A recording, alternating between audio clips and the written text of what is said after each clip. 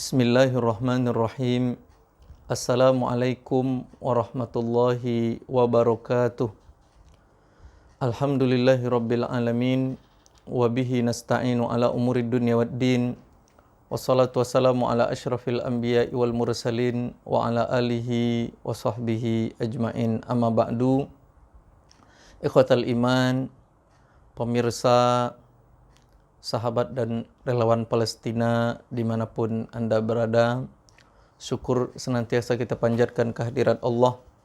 Semoga Allah Subhanahu wa Ta'ala memberikan kesehatan kepada kita, menjauhkan kita dari bala, dari penyakit, dari mara bahaya yang menimpa umat manusia hari ini.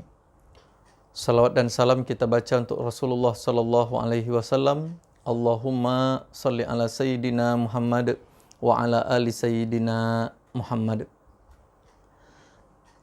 Pemirsa yang dimuliakan Allah Subhanahu wa taala, hari ini kita sudah memasuki 10 hari terakhir di bulan suci Ramadan, artinya tersisa beberapa hari lagi dalam hitungan jari kita di bulan suci Ramadan ini. Mari kita sama-sama memanfaatkan waktu-waktu kita yang tersisa ini untuk beribadah, untuk mendekatkan diri kepada Allah Subhanahu wa Ta'ala.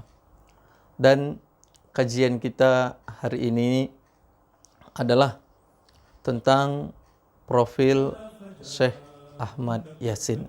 Tentang profil Syekh Ahmad Yasin.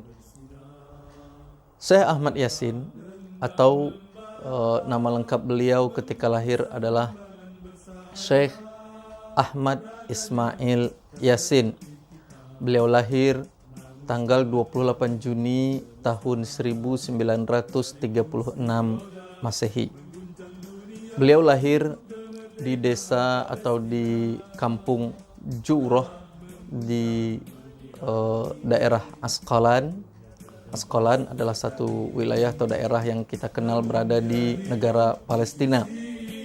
Kemudian ketika beliau berumur 12 tahun atau saat itu beliau di kelas 5 Madrasah Ibtidaiyah, kelas 5 SD, terjadi satu peristiwa yang di dalam sejarah Islam kita kenal dengan nama Nakbah.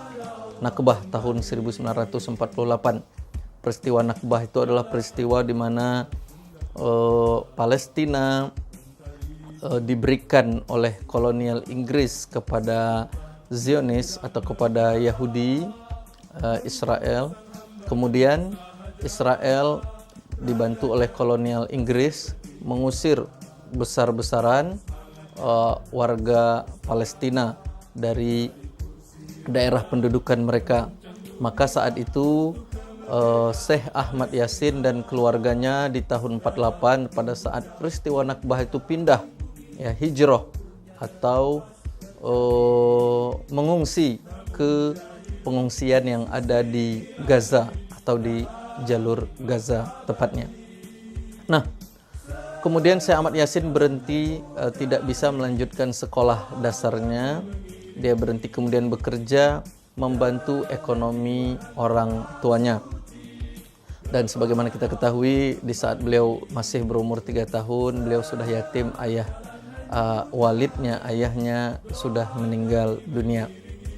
Saat umur beliau 16 tahun, Syekh Ahmad Yasin ini terjadi satu kejadian yang membuat fisiknya lumpuh total. Saat itu beliau bersama teman-temannya sedang mengadakan olahraga di pantai Gaza. Dan saat mereka sedang berolahraga, beliau mengalami satu kecelakaan yang menyebabkan tulang belakang lehernya patah. Setelah 40 hari diperiksa, diobati, diambil kesimpulan dokter mengambil kesimpulan bahwa beliau mengalami lumpuh total, sehingga beliau tidak bisa lagi normal seperti biasa dan harus duduk di atas kursi roda.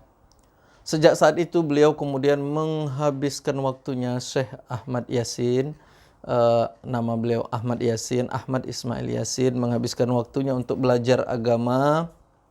Kemudian dalam beberapa tahun setelahnya beliau memiliki satu kemampuan yang tidak banyak dimiliki oleh orang lain, yaitu beliau memiliki kemampuan retorika, khutbah, pidato yang sangat baik, dan beliau menjadi seorang dai terkenal. Walaupun kondisi tubuh beliau cacat, beliau menjadi seorang dai terkenal di Palestina. Saat itu kemudian beliau juga adalah saksi hidup dari kejadian kekalahan perang bangsa Arab melawan Israel tahun 1967. Kekalahan perang bangsa Arab tahun 1967 ini beliau ingat dan beliau ambil pelajaran bagaimana tahun 1967 Masehi pihak Zionis penjajah Israel berhasil menduduki atau menjajah Yerusalem atau Al-Aqsa, Masjid Al-Aqsa. Nah, pemirsa yang dimuliakan Allah Subhanahu wa taala, kemudian beliau mengatakan dalam satu ungkapannya, setelah tahun 1967 kekalahan perang Arab, yaitu bangsa Arab yang diwakili 3 negara, Syria, kemudian Jordan dan Mesir, yang mereka kalah dalam pertempuran tahun 1967. Syekh Ahmad Yasin mengambil pelajaran dari perang 67 ini dengan mengatakan, kami orang-orang Palestina, kata beliau, pada saat itu dilarang atau dianjurkan tidak mengangkat senjata. Cukup para tentara saja, yaitu tentara Mesir, Syria, dan Jordan. Jadi kami warga sipil disuruh tidak mengangkat senjata.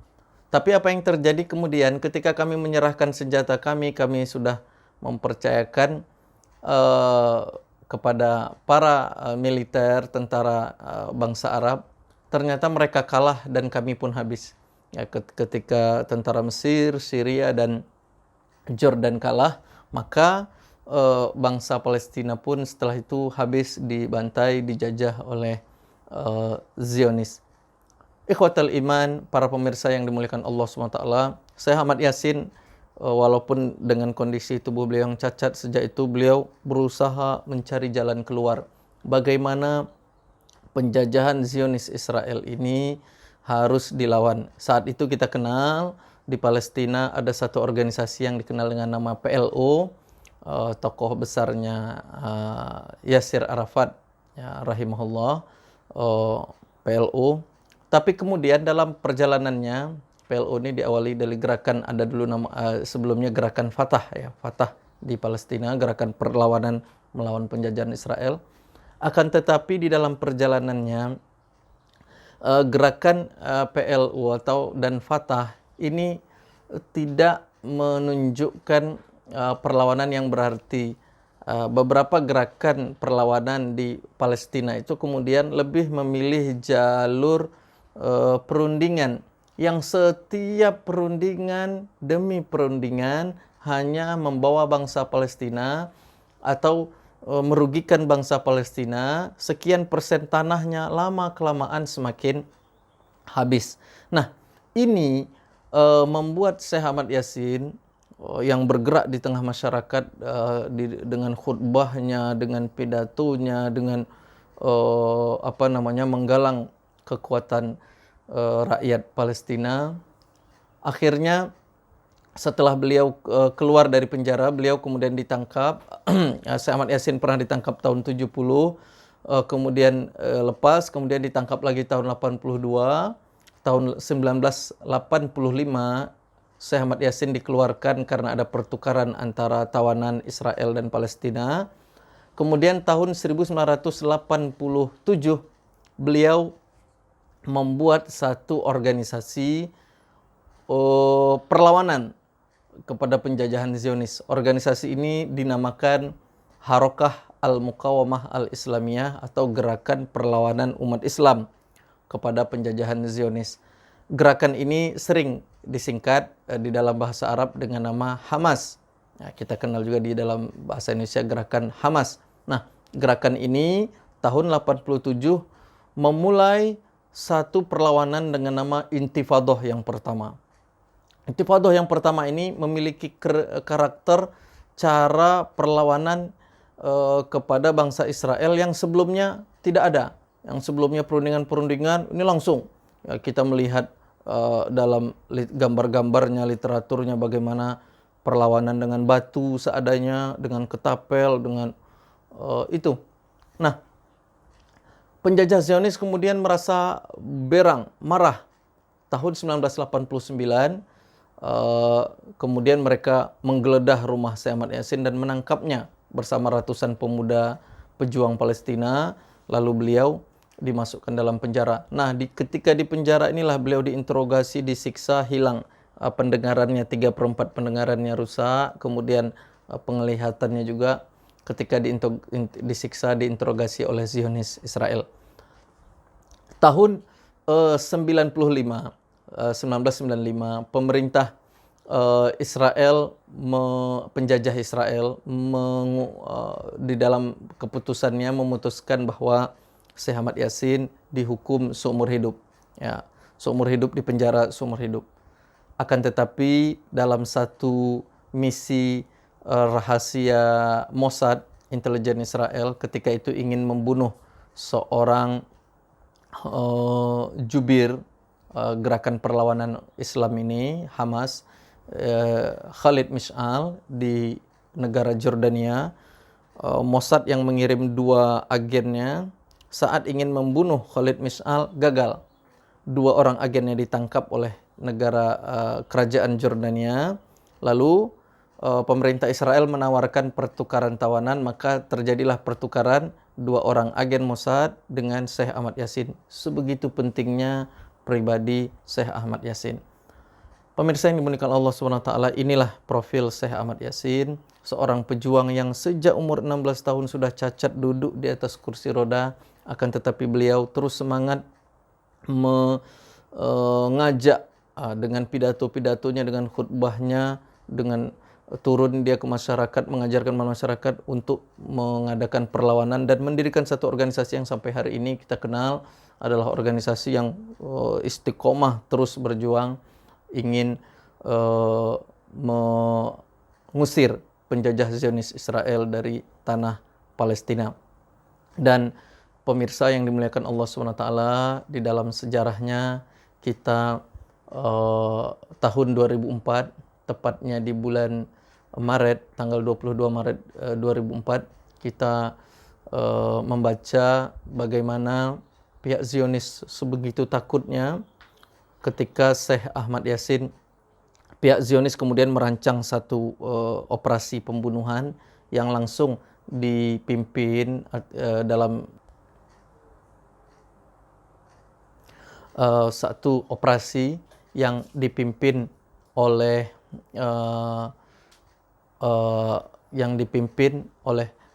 Ariel Sharon. 22 Maret tahun 2004, Israel membuat satu operasi besar, merancang, mereka kemudian mengirimkan satu tim untuk membantai Syekh Ahmad Yasin.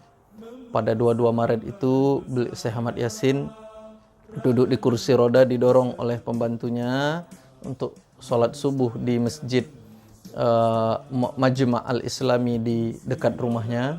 Selesai beliau sholat subuh di atas kursi roda, dalam perjalanan pulang ke rumahnya dari masjid menuju rumah, maka kemudian tiba-tiba di atas udara muncul 2 helikopter Apache milik Israel. Helikopter Apache ini kemudian memberondong Syekh Ahmad Yasin yang duduk di atas kursi roda dan beliau gugur sebagai syahid. Gugur bersamanya 9 orang yang ada bersamanya sepulang dari masjid setelah sholat subuh tersebut.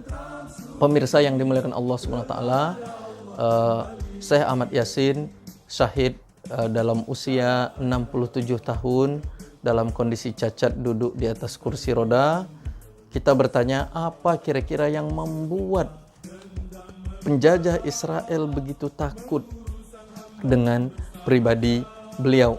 Maka kita ambil pelajaran dari beliau bahwa yang pertama, kondisi beliau yang sakit tidak menjadi uzur atau penghalang beliau terus berjuang menggelorakan semangat melawan penjajahan Zionis. Yang kedua, beliau dengan retorikanya, dengan pidatonya, dengan khutbahnya, beliau bisa memberikan semangat, motivasi kepada warga Palestina bahwa mereka harus mandiri, tidak mesti berpangku tangan mengharap bantuan orang lain. Kemerdekaan itu harus kita perjuangkan, harus kita rebut dengan tangan kita sendiri. Beliau memberikan kepercayaan, rasa kepercayaan diri kepada umat Islam di Palestina untuk terus berjuang, tidak mengalah walaupun dalam kondisi apapun kepada penjajahan Zionis. Beliau yang ketiga yang kita ambil pelajaran dari semangat beliau adalah kreativitas. Beliau selalu mencari cara, memikirkan upaya perlawanan kepada penjajahan Zionis. Ketika umat sudah merasa putus asa, tidak menemukan jalan, beliau tahun 1987 mendirikan organisasi Hamas. Dan sampai hari ini perlawanan itu terus ditunjukkan oleh generasi penerus Hamas yang beliau didik. Yang keempat yang kita ambil pelajaran dari semangat Syekh Ahmad Yasin ini adalah kepedulian beliau dalam pembinaan, dalam tarbiyah generasi, tarbiyah jail. Beliau mendidik generasi-generasi setelahnya. Maka setelah sepeninggal beliau, gerakan perlawanan di Palestina ini tidak berhenti. Setelah beliau kemudian ada Syekh Abdul Aziz, Dr. Abdul Aziz Ar-Rantisi yang juga syahid setelahnya. Kemudian ada hari ini ada Ismail Haniah, terus ya, pengkaderan beliau, kepedulian beliau terhadap mengkader, mendidik anak-anak muda Palestina agar tidak menghabiskan waktu mereka untuk yang hura-hura, tapi beliau mendidik mereka bahwa kemerdekaan, bahwa kemenangan umat Islam di Palestina itu harus diperjuangkan. Ma'asyiral muslimin, ikhwatal iman yang dimuliakan Allah SWT, inilah profil Syekh Ahmad Yasin yang kita kaji secara singkat. Semoga semangat beliau yang walaupun mesti renta, tubuh sakit, duduk di atas kursi roda sejak usia 16 tahun, tetapi ini tidak menghentikan semangat beliau untuk berjuang membebaskan Palestina. Dan beliau bukan sekedar, tetapi beliau adalah pemimpin perjuangan tersebut dalam kondisi yang ringkih, tapi tidak menjadi uzur. Beliau memimpin, beliau mengarahkan, dan beliau sangat ditakuti oleh penjajah Zionis Israel, hingga mereka pun harus menghabisi beliau, membantai beliau, orang yang sudah cacat, tua, renta di atas kursi roda dengan helikopter Apache menghabisi beliau. Ma'asyiral muslimin rahimakumullah, semangat beliau ini harus kita serap, harus kita gali, terutama di penghujung Ramadan ini. Kita yang masih muda, yang masih kuat umat Islam ini harus mengoptimalkan pikiran kita, tenaga kita, waktu kita, harta kita. Mari kita sama-sama berikan untuk kemerdekaan Al-Aqsa, kemuliaan Masjid Al-Aqsa, kebebasan umat Islam di Palestina. Aqulu qouli hadza wa astaghfirullah li wa lakum. Wassalamualaikum warahmatullahi wabarakatuh.